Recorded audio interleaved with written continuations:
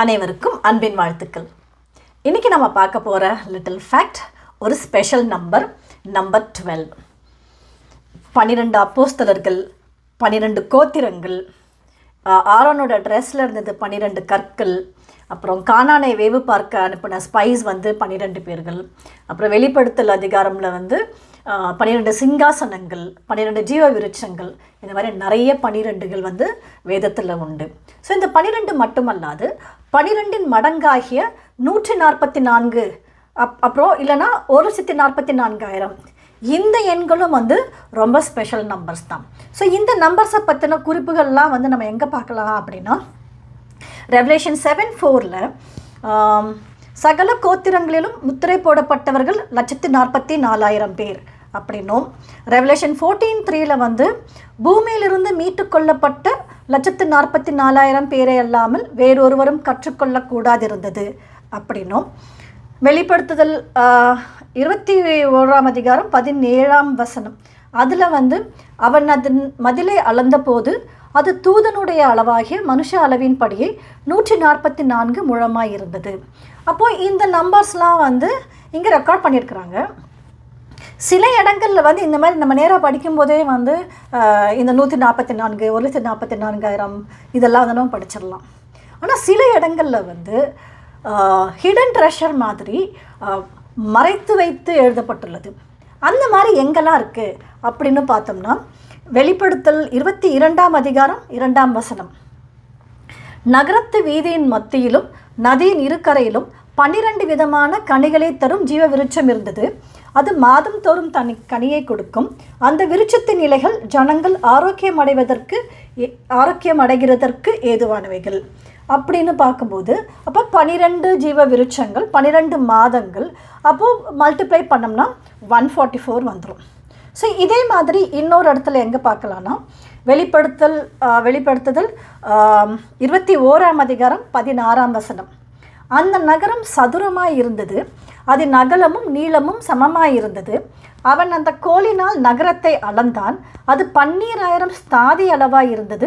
அதன் நீளமும் அகலமும் உயரமும் சமமாய் இருந்தது. இங்கே ஒரு சின்ன கன்ஃபியூஷன் என்னென்னா, இங்கே சதுரமாக இருந்தது அப்படின்றாங்க, ஆனால் கொடுத்துருக்கிற மெஷர்மெண்ட்டெல்லாம் பார்த்திங்கன்னா நீளம் அகலம் உயரம் இது 3மே கொடுத்துருக்கிறதுனால இது சதுரம் அல்ல, இது கனசதுரம், அதாவது கியூப் அப்படின்னு நம்ம தெரிஞ்சுக்கலாம். இப்போ இதில் நம்ம என்ன பார்க்கலாம் அப்படின்னு பார்க்குறோம்னா, இதோட ஒரு மெஷர்மெண்ட் கொடுத்துருக்குறாங்க இல்லைங்களா, அது 12,000 அப்படின்னு கொடுத்துருக்காங்க. 12,000 ஸ்தாதி அளவாக இருந்தது அப்படின்றாங்க. ஸ்தாதி அப்படின்னா ஃபர்லாங் அப்படின்ற இங்கிலீஷில் அது ஃபர்லாங். இப்போ ஃபர்லாங் நம்ம எதுக்கு யூஸ் பண்ணுவோம் அப்படின்னு பார்த்தோம்னா, லென்த்துக்கு யூஸ் பண்ணுவோம். அப்போ நமக்கு என்ன தெரிஞ்சுன்னா, லென்த்து அது மட்டும் இல்லை, ஹைட் பிரெத் எல்லாமே 12,000 தான். இப்போ இது ஒரு கியூப் அப்படின்றதுனால கியூபோட எட்ஜஸ் மொத்தம் 12. அப்போ இதோட சுற்றளவு கண்டுபிடிக்கணும்னா சுற்றளவு ஃபார்முலா படி 12 × 12,000, அதாவது 12A அதுதான் ஃபார்முலா. ஸோ அப்படி பார்த்தாலும் நமக்கு இங்கே 1,44,000 என்ற எண் நாம் இங்கே டிரைவ் பண்ணலாம். சரி, அடுத்து எங்கே பார்க்கலாம்? ஸோ அடுத்து நம்ம எங்கே பார்க்கலாம்னா, ஆசரிப்பு கூடாரத்தில் பார்க்கலாம். ஸோ நான் சும்மா ஒரு அவுட்டர் லைன் மட்டும் கொடுக்குறேன். இப்போ இது ஆசரிப்பு கூடாரம் அப்படின்னு பார்த்தோம்னா, ஃப்ரண்ட்டில் பலிபீடம், தண்ணி தொட்டி இதெல்லாம் ஃப்ரண்ட்டில் இருக்கும். அப்புறம் ஒரு கவர்டு ஏரியா இருக்கும். இந்த கவர்டு ஏரியாவில் ஃபஸ்ட் இருக்கிறது ஹோலி பிளேஸ், பரிசுத்த ஸ்தலம். அடுத்து இருக்கிறது மகா பரிசுத்த ஸ்தலம், மோஸ்ட் ஹோலி பிளேஸ். இப்போ இதுக்கு என்ட்ரன்ஸ் இங்கே இருக்கும், இங்கே ஒரு டோர் இருக்கும், இங்கேயும் ஒரு டோர் இருக்கும். இந்த ஃபஸ்ட்டு டோர் முதலாம் திரை அப்படின்னும், செகண்ட் டோர் 2ஆம் திரை அப்படின்னு சொல்லுவாங்க. ஆங்கிலத்தில் ஃபஸ்ட் வேல், செகண்ட் வேல். ஸோ இங்கேயும் சில பொருட்கள்லாம் இருக்கும், அப்பம், விளக்கு இதெல்லாம் இங்கே இருக்கும். ஸோ இங்கே பார்த்தோம்னா இங்கே உடன்படிக்கை பெட்டி, அந்த சில ஐட்டம் இங்கே இருக்கும். இப்போ உடன்படிக்கை பெட்டிக்குள்ளே என்ன இருக்கும் அப்படின்னு பார்த்தோம்னா, மன்னா, ஆரோனுடைய துளிர்த்துக்கோள், அப்புறம் கற்பனைகள், இந்த 3 இப்போ இங்கே இருக்கும். இப்போ நம்ம இங்கே என்ன கண்டுபிடிக்கலாம் அப்படின்னா, இந்த உடன்படிக்கை பெட்டியோட சைஸ் இருக்கு இல்லைங்களா. ஸோ இதோட சைஸ் அதோட மெஷர்மெண்ட்ஸ் ஃபஸ்ட்டு என்னென்னா 2.5, 1.5, 1.5, அதாவது லென்த், ஹைட்டு அண்ட் பிரெத்.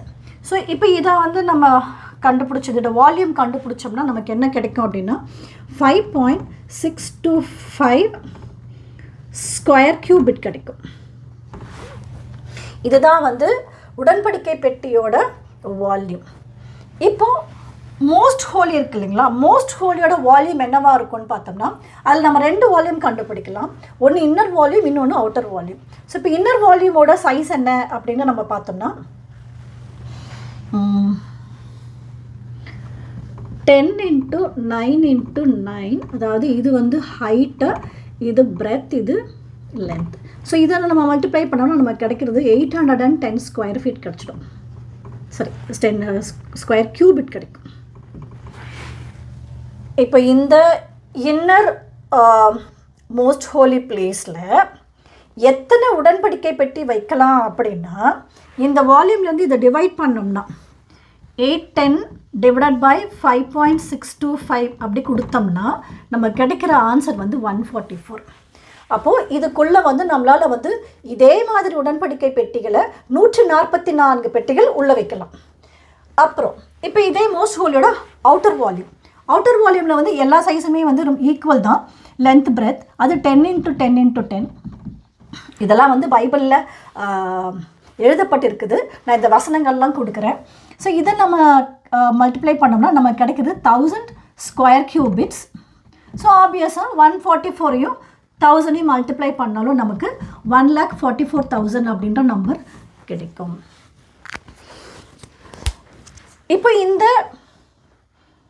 பரிசுத்தலம், மகா பரிசுத்தலம், இதை பற்றி அப்போஸ்தலர் பவுல் வந்து என்ன எழுதியிருக்காருன்னு பார்க்கலாம்.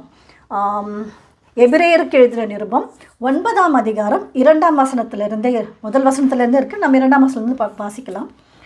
எப்படி எனில் ஒரு கூடாரம் உண்டாக்கப்பட்டிருந்தது, அதன் முந்தின பாகத்தில் குத்துவிளக்கும் மேஜையும் தேவ சமூக தப்பங்களும் இருந்தன. அது பரிசுத்த ஸ்தலம் என்னப்படும். 2ஆம் திரைக்குள்ளே மகா பரிசுத்த ஸ்தலம் என்னப்பட்ட கூடாரம் இருந்தது. அதிலே பொன்னார் செய்த தூப கலசமும் முழுவதும் பொற்தகடு பொதிந்திருக்கப்பட்ட உடன்படிக்கை பெட்டியும் இருந்தன. அந்த பெட்டியிலே மன்னா வைக்கப்பட்ட பொற்பாத்திரமும் ஆரோனுடைய தளிர்த்த கோலும் உடன்படிக்கையின் கற்பலகைகளும் இருந்தன. இப்போ வந்து இவரே சொல்லிட்டாரு. இதுக்கு அடுத்த வசனம் வந்து இன்னும் நிறைய விவரமாக பேச முடியாது, ஏன்னா ஏற்கனவே எழுதப்பட்டு வைத்துள்ளது அப்படின்னு சொல்லிட்டு இவர் வந்து ஒரு முக்கியமான விஷயத்தை வந்து 12ஆம் வசனத்தில் சொல்லுவாங்க. வெள்ளாட்டுக்கடா, இளம் காளை இவைகளுடைய இரத்தத்தினாலே அல்ல, தம்முடைய சொந்த இரத்தத்தினாலும் ஒரே தரம் மகா பரிசுத்த ஸ்தலத்திலே பிரவேசித்து நித்திய மீட்பை உண்டு பண்ணினார். ஸோ இது நமது ஆண்டவராகிய இயேசு கிறிஸ்து தன்னை பலியாக செலுத்து, தன்னுடைய சொந்த ரத்தத்தையே பலியாக செலுத்தின பின்பு அவர் வந்து என்ன பண்ணியிருக்கிறாருன்னா ஒரே தரம் மகா பரிசுத்த ஸ்தலத்திலே பிரவேசித்திருக்கிறார். அப்படி அவர் பிரவேசித்ததுனால நமக்கு என்னென்னு பார்த்தோம்னா நமக்கு நித்திய மீட்பை உண்டு பண்ணி இருக்கிறார். அப்படின்னா இந்த மகா பரிசுத்த ஸ்தலத்தில் அவர் இருக்கக்கூடிய இந்த மகா பரிசுத்த ஸ்தலத்தில் எத்தனை உடன்படிக்கை பெட்டிகள் வைக்கலாம்னா 144 உடன்படிக்கை பெட்டிகள் வந்து வைக்கப்படலாம். ஸோ ஜென்ரலாகவே ஆசரிப்பு கூடாரத்தில் இருக்கிற அந்த நம்பர்ஸும் அந்த மெஷர்மெண்ட்டும் அதோட கட்டப்பட்ட விதமும் வந்து ரொம்ப ரொம்ப ரொம்ப இம்பார்ட்டண்ட். அந்த காரியங்கள் எல்லாமே நமக்கு நிறைய எக்ஸ்ப்ளனேஷன்ஸ் கொடுக்கும், நிறைய ஸ்கிரிப்சர்ஸ் வந்து அண்டர்ஸ்டாண்ட் பண்ணிக்கிறதுக்கு வந்து உதவியாக இருக்கும். அதனால் இந்த எண் 12, அதுவும் 12 வந்து வேதத்தின்படி, வேதத்தில் வந்து ஒரு பேஸ் நம்பர்னே சொல்லலாம், ரொம்ப அடிப்படையான ஒரு நம்பர் வந்து 12. இந்த எண் 12ம் அதன் மடங்காகிய 144ம் ஒரு ஸ்பெஷல் நம்பர் தான். இதுதான் என்னையோட லிட்டில் ஃபேக்ட்.